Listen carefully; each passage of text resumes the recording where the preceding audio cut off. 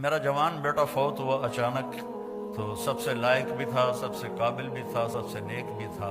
تو پہلی دفعہ مجھے یہ آیت سمجھ میں آئی کہ یعقوب اور یوسف کی جدائی ہوئی، دونوں کو غم ہے، بیٹے کو بھی غم ہے، باپ کو بھی غم ہے، لیکن بیٹا اندھا نہیں ہوا، باپ بیٹے کے غم میں اندھا ہو گیا۔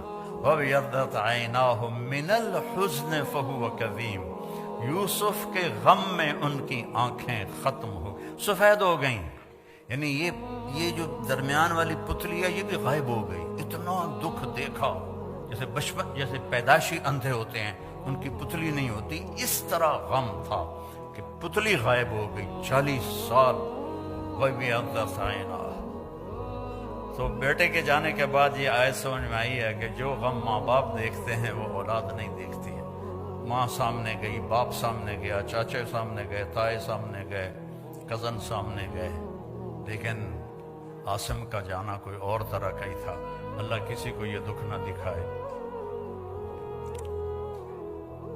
قبر میں آپ تو مستورات ہیں، ہم لوگ قبر میں اتارتے ہیں جب ایک تاریک کوٹھڑی میں، تو دل ہل جاتا ہے۔ لیکن سب سے زیادہ جو دل ٹوٹا اور بکھرا وہ اپنے بچے کی قبر میں جاتے ہوئے دیکھ کے ٹوٹا۔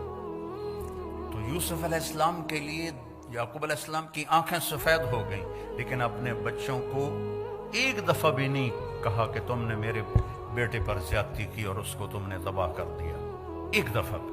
آخر کار یوسف بھی مل گئے اور بچوں کو بھی توبہ کی توفیق نصیب ہو گئی۔